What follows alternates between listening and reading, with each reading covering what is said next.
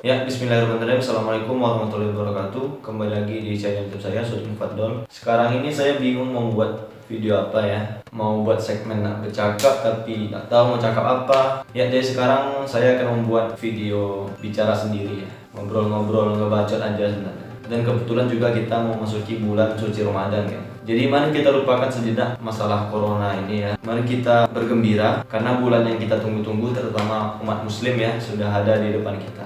Walaupun mungkin barangkali Ramadan tahun ini berbeda dari Ramadan sebelum-sebelumnya. BTW kali ini aku memang merekam sendiri. Biasanya ditemani sama Sitri kan, Sitri yang rekam. Nah, karena pembahasan kita tentang Ramadan, jadi saya segan aja ngajak dia jadi kameramen. Ya, jadi kita akan membahas seputar Ramadan ya. Salah satunya adalah sedekah. Jadi pada episode kali ini kita akan membahas mengenai sedekah.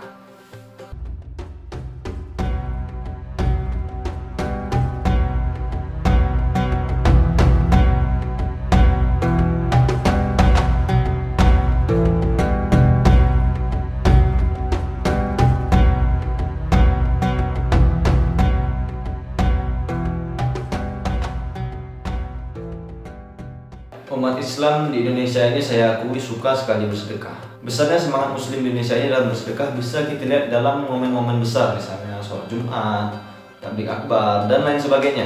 Pernah di Masjid An-Nur, saya lihat di Masjid Agung An-Nur ya, ada ceramah dan sekalian penggalangan dana untuk saudara-saudara kita di Palestina. Ceramahnya nggak besar-besar kali, nggak sebesar tabligh akbar lah. Namun di ceramah itu terkumpul dana lebih kurang 90 juta untuk saudara-saudara kita di Palestina. Ini luar biasa loh, ceramah itu palingan 2-3 jam lah, namun di waktu yang singkat itu bisa mengumpulkan dana sebesar itu. Ini membuktikan bahwa ya memang umat muslim di Indonesia ini gemar bersedekah, sangat royal bersedekah. Nah, besarnya semangat muslim di Indonesia ini dalam bersedekah semakin meningkat ketika masuk bulan Ramadan. Di masjid saya, masjid kecil, itu kalau sudah masuk bulan Ramadan dalam satu bulan itu bisa menghasilkan hampir 100 juta dalam satu bulan. Itu masih masjid kecil, belum lagi masjid paripurna. Kalau masjid-masjid besar itu bisa menghasilkan 1M, 2M, 3M, pokoknya banyak lah. Bayangkan berapa jumlah totalnya seluruh Indonesia. Nah, jadi pertanyaan bagi saya, kemana uang ini disalurkan? Pastinya untuk orang-orang yang membutuhkan lah. Tapi, baguskah pengelolaannya? Tepat sasaran-kah? Saya yakin kalau uang sedekah ini tepat sasaran dan juga bagus pengelolaannya, saya yakin 100% orang muslim di Indonesia ini nggak ada yang susah. Atau bahkan seluruh rakyat Indonesia ini nggak ada yang susah. Makmur hidupnya semua, karena sedekah. Nggak percaya? Oke, mari kita buktikan. Saya pernah mendengar kata-kata bijak. Bunyinya seperti ini. Jika kamu bersedekah ikan kepada seseorang, maka orang itu bisa makan. Nah, jika kamu bersedekah pancingan kepada seseorang, maka orang itu bisa mancing. Nah, yang saya perhatikan dari umat muslim di Indonesia ini, mereka ini lebih suka bersedekah ikan ketimbang pancingan. Sampai sini mulai paham ya. Ada juga yang uang sedekah ini disalurkan untuk pembangunan masjid, bangun tingkat 2 lah, beli AC lah, beli sejadah baru lah. Bolehkah? Boleh sebenarnya. Bagus malah, supaya orang lebih khusyuk ibadah. Tapi jadi pertanyaannya, bisa nggak orang khusyuk ibadah kalau perutnya lapar, uang kontrakan belum bayar, kalau masih terlilit dengan utang piutang? Khusyuk nggak? Jadi intinya gini, uang sedekah ini kan uang umat tibanya, dari umat untuk umat. Jadi menurut saya ya, yang miskin akan ilmu ini bukan maksudnya menggurui. Mungkin kita lebih memprioritaskan orang-orang yang tinggal di sekitar masjid terlebih dahulu. Layakkah rumahnya, cukupkah penghasilannya, makmurkah hidupnya, dan segala macam. Saudara kita nih bro, jika ada, bantu mereka dengan cara bukan memberikan uang nih pak, uang sedekah untuk bapak, bukan seperti itu. Karena kalau cuma dikasih uang, ya uang itu habis gitu aja. Ngerti gak sih? Lebih baik kita memberikan contohnya seperti ini. Coba tanya sama dia, datang ke rumahnya kan gitu. Contohnya ya, datang ke rumahnya tanya, Pak, kami dari panitia Ramadan Masjid ini ingin memberikan sedekah kepada Bapak, namun bukan uang, melainkan modal usaha. Kalau boleh tahu Bapak bisanya apa? Oh, saya bisanya buat nasi uduk, buat mie ayam, buat bubur ayam, lontong, pokoknya sarapan pagi lah, insya Allah bisa. Nah, mau nggak Bapak kami modalkan usaha, 100% kami modalkan, baik itu pembelian gerobak, pembelian magicom, dan lain sebagainya, sampai Bapak mendapatkan penghasilan. Nah, ketika Bapak mendapatkan penghasilan, Bapak tidak perlu mengembalikan modalnya kepada kami. Kalau misalnya sudah jadi, nanti kan di masjid kita biasanya ada ceramah subuh tuh. Nah kan biasanya juga ada makan-makan. Nanti kami sekali-sekali mengambil dari tempat bapak gitu.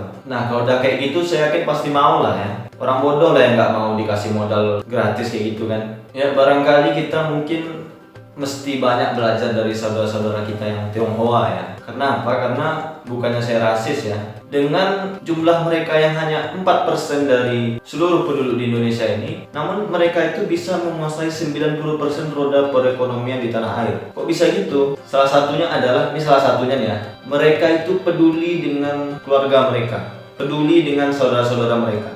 Contohnya, saya punya kawan orang Cina, bisa dibilang kawan dekat lah. Pernah makan sama-sama, cabut sama-sama, balik sama-sama. Tapi maaf cakap, orang tuanya ini susah. Orang tuanya ini kemana-mana naik sepeda, antar sekolah naik sepeda, jemput kawan saya naik sepeda. Gak pernah saya lihat orang tuanya naik motor. Nah, suatu kesempatan saya ketemu sama dia. Kuliah di mana sekarang? Oh, aku di salah satu universitas swasta terbaik di Indonesia. Lalu saya bingung lah kan, anaknya seingat aku keluarganya nggak senang-senang kali, terus juga nggak pintar-pintar kali, tapi kok bisa masuk universitas bagus kayak gitu ya. Terus saya tanya sama dia, kok bisa masuk situ bang? Kok kan mulut kau Said nggak berubah-ubah. Aku dibayarin sama kawannya ibu aku, kebetulan orang kaya. Kawan ibunya loh teman-teman semua, bukan saudara malah.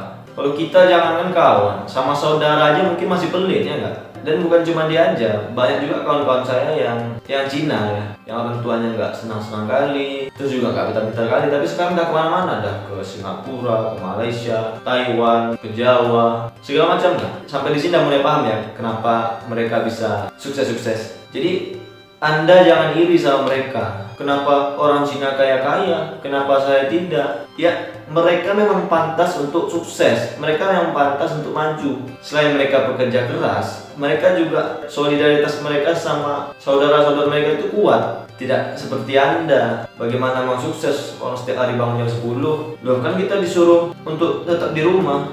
Iya, diam di rumah bukan berarti Anda malas-malasan dong. Kan banyak sesuatu yang bermanfaat bisa kita lakukan di rumah. Banyak. Oke, kita sudah melantur kemana-mana ya.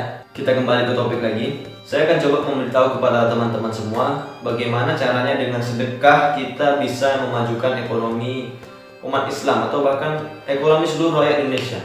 Tapi ini versi saya ya. Caranya menurut saya sangat mudah. Yang cara yang paling utama yang kita butuhkan adalah kerjasama dan kekompakan ya, sama, kerjasama dan kekompakan sama. Tapi tunggu video saya berikutnya. Jangan lupa like, komen, dan subscribe, dan share kepada teman-teman kalian semua jika video ini bermanfaat untuk kalian. Mohon maaf atas segala kesalahan. Sampai jumpa video berikutnya. Assalamualaikum warahmatullahi wabarakatuh.